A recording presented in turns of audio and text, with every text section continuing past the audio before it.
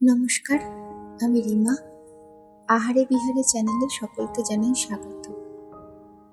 আজ আমি তোমাদের সাথে আমার বাবার খুব পছন্দের একটি পিঠের রেসিপি শেয়ার করতে চলেছি। রাখি এবং ঝুলন পূর্ণিমাতে আমার বাবার মৃত্যুতিথি ছিল। আমি সেদিন বাবার উদ্দেশ্যে এই পিঠেটা বানিয়েছিলাম, আজ তোমাদের সাথে শেয়ার করছি। আজ তোমাদের সাথে শেয়ার করতে চলেছি রসপুলি বা সুজির মালাই পিঠে। তার জন্য সবার আগে মালাই রেডি করে নেব। গ্যাসে ফ্রাই প্যান বসিয়ে দিয়েছি। আঁচ লোতে রেখে দিয়ে দিচ্ছি এর মধ্যে 1/2 লিটার দুধ। দুধ কিন্তু আগেই জাল দেওয়াই আছে, এখন জাস্ট মালাই বানাতে চলেছি। মালাই রেডি করতে গেলে বা দুধের কোনো প্রোডাক্ট বানাতে গেলে দুধ উনুনে বসিয়ে রাখলেই হয় না, মাঝে মাঝে নাড়তেই হয়। এলাচের অর্থাৎ ছোট এলাচের সিডসগুলো আমি অন্যভাবে ব্যবহার করব বলে ছাড়িয়ে নিয়েছি, আর খোসাগুলোকে না ফেলে দিয়ে দুধের মধ্যে দিয়ে দিচ্ছি। এতেও কিন্তু খুব সুন্দর গন্ধ আসে। একটু নেড়ে দিচ্ছি।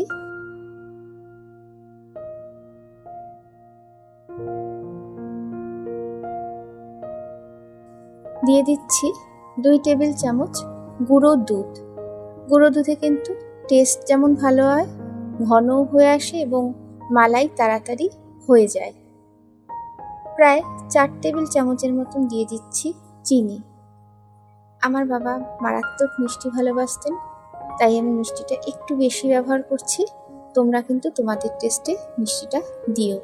এবারে ভালো করে নেড়ে সবটা মেশাতে হবে, যাতে চিনি এবং গুঁড়ো দুধ খুব ভালো করে গলে যায়। তবে খুব ঘন মালাই কিন্তু আমি করব না, তার কারণটা তোমরা নিজেরাই দেখতে পাবে বা বুঝতে পারবে।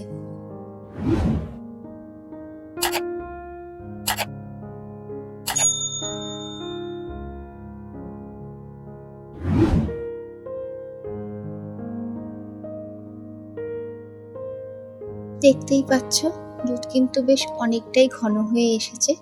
দিয়ে দিচ্ছি এর মধ্যে গোলাপ জল। আমি 2 চামচ গোলাপ জল দিলাম। গোলাপ জল কিন্তু সম্পূর্ণ অপশনাল। ছোট এলাচ গুঁড়ো করে দিলেও কিন্তু সুন্দর গন্ধ আসবে। গোলাপ জল দিয়ে সবটা আবারও একটু নেড়ে মিশিয়ে দিচ্ছি। গ্যাস বন্ধ করলাম, আর টানাবো না। মালাই কিন্তু একদম রেডি।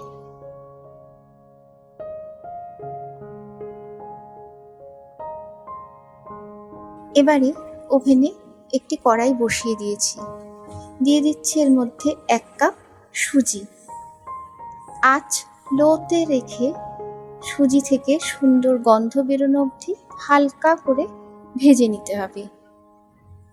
ভাজা বেশি হলে কিন্তু স্বাদ ভালো আসবে না এবং পিঠেটা বানাতেও একটু হলেও অসুবিধে হবে।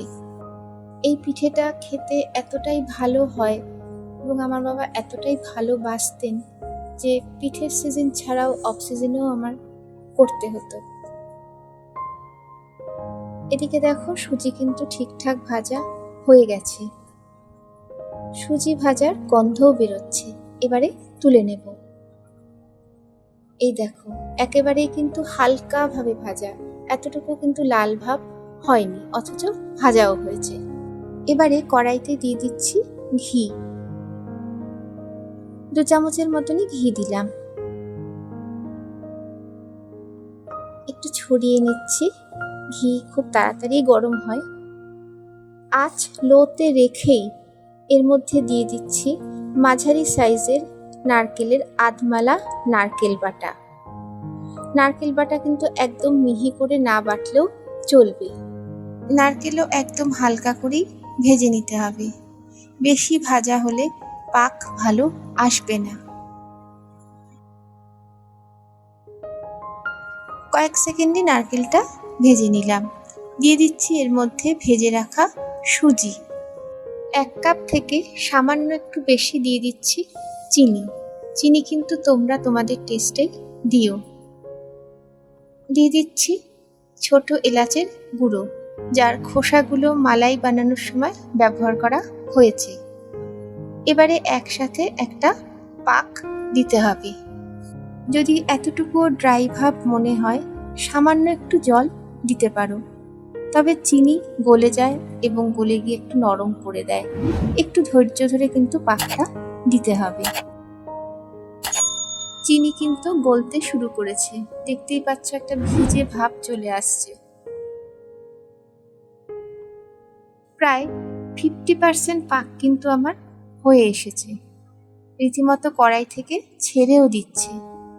দিয়ে দিচ্ছি এর মধ্যে 2 টেবিল চামচের মতন গুঁড়ো দুধ। গুঁড়ো দুধ দেওয়ার জন্য স্বাদ কিন্তু দ্বিগুণ বেড়ে গেল।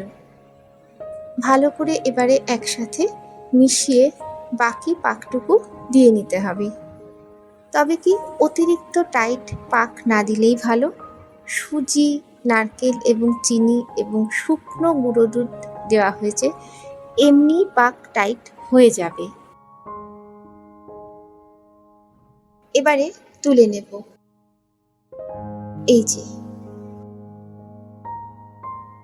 ক্রাশড করা কাজু রেখেছিলাম পাক দেওয়ার সময় দেব বলে, কিন্তু একদম ভুলে গেছি, তাই এখন দিয়ে দিচ্ছি। সুজি, চিনি প্লাস নারকেল, বুঝতেই পারছো কতটা আঠালো হয়েছে। সুতরাং ডেঞ্জারাস গরম, হাত পুরো জ্বলে যাচ্ছে। যদিও একটু গরম থাকতেই কিন্তু ওকে শেপ দিতে হবে, কারণ ঠান্ডা হলে আরো টাইট হয়ে যাবে। আমি স্প্যাচুলা নিয়ে নিলাম, পারছি না, মারাত্মক গরম।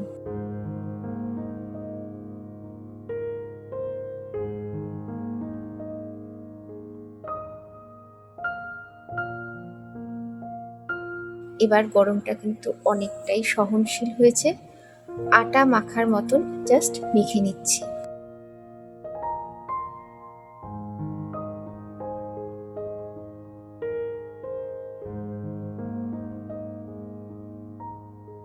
এবারে লম্বা এবং একটু সরু করে, ঠিক যেরকম করছি সেখান থেকে ছোট ছোট করে হাত দিয়ে কেটে নিচ্ছি।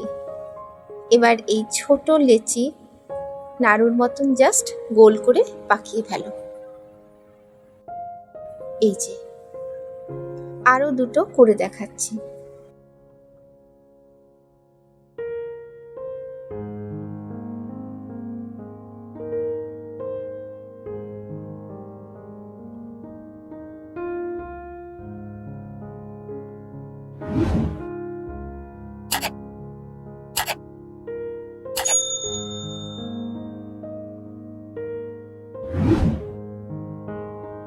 সবকটা একইভাবে বানিয়ে নিয়ে ফেরত আসছি। এই দেখো, এক বাটি। এগুলো যদি কোনো পুজোতে নাড়ু হিসাবেও ব্যবহার করো, এতটুকু কিন্তু ভুল হবে না। দারুণ খেতে। এর মধ্যে নারকেল, ঘি, সুজি রয়েছে, তাই কোনো এয়ারটাইট বক্সে রেখে ফ্রিজে রাখাই ভালো, তাহলে নষ্ট হওয়ার চান্সটা অনেকটাই কমে যায়। এবারে এই বাটির মধ্যে আগে থেকে বানিয়ে রাখা মালাই ঢেলে দিচ্ছি। যদি মনে করো এগুলো দুধের মধ্যেই ফোটাবে, সেই ক্ষেত্রে দুধ একটু বেশি দেবে, কারণ মেইন হচ্ছে সুজি, নারকেল এবং ঘি, যারা খুব সহজেই লিকুইড কোনো কিছু টেনে নেয়। আর ঠিক সেই কারণেই আমি শুরুতে বলেছি যে মালাই খুব বেশি আমি ঘন বানাবো না। তবে যেভাবে আমি করলাম এভাবে একবার করে দেখো, মানে অপূর্ব খেতে লাগবে। একটু ফ্রিজে রেখে খাবে, বাকিটুকু তোমরাই বলবে। আমার রসপুলি বানানো কমপ্লিট। যদি তোমাদের ভালো লাগে বাড়িতে বানাও, সবাই মিলে খাও, আর কমেন্ট করে একটু জানাও। সবাইকে অনেক ধন্যবাদ আর ভালোবাসা জানিয়ে আজকের মতো ভিডিও তাহলে এখানেই শেষ করছি। সবাই ভীষণ ভালো থেকো। নমস্কার।